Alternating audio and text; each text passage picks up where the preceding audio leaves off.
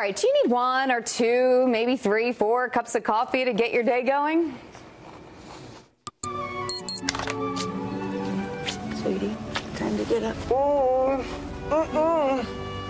Good dream. No, no.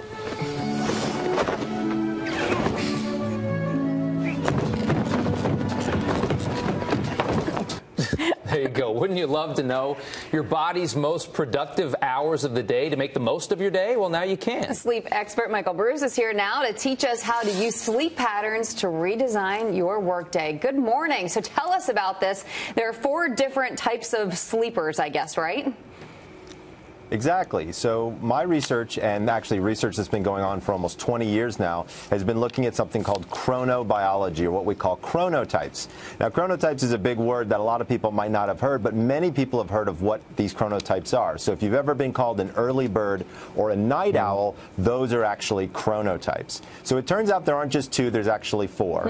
And people can actually figure out what their chronotype is by taking a quiz. I developed a quiz. It's available online. If you just go to thepowerofwhenquiz.com, that's the name of the book with the word quiz on the end, you can learn what your chronotype is. And you fall into one of 4 very distinct categories. So early birds are replaced with somebody called a lion.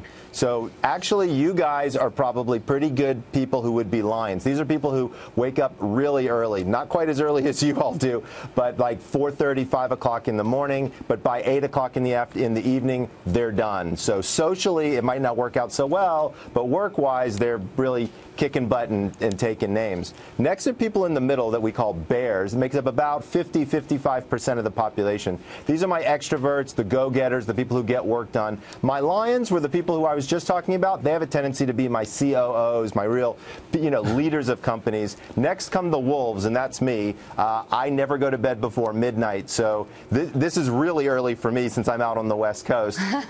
But wolves have a tendency to be night people. So this is my artists, my actors, the creatives, people who never follow a list but kind of free flow throughout a lot of what they do. And then there are the dolphins. My dolphins are my problem children. So these are the people who have difficulty sleeping because they have very irregular sleep patterns. Once you know what your sleep pattern is, you actually know what your hormones will do during a 24-hour cycle. So what the book, The Power of When, did was we matched when your hormones are naturally at the level that you need them for particular activities. Everything from when to have coffee, when are your peak on times, your peak off times, when to eat a cheeseburger, when to go for a run, even when to ask your boss for a raise. Jillian, what do you think you are on that list? I'm not on that list, Michael, and here's why. Because I actually went online and I took the whole quiz early this morning, and I had a hard time with it because I wake up at 1 in the morning, I sleep for 5 hours at night, I sleep for 3 hours during the day, I'm all over the place, and I know a lot of people who work early morning shifts are like that. So what the heck are we?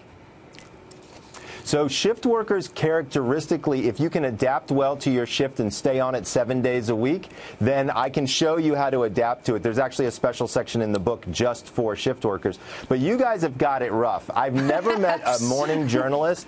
Honestly, I've never met a morning journalist who's had great sleep because you're right. You have to sleep usually in multiple bouts throughout the night. But the book really does a nice job of. But it can happen. Oh, do you? There are a few of us, yeah.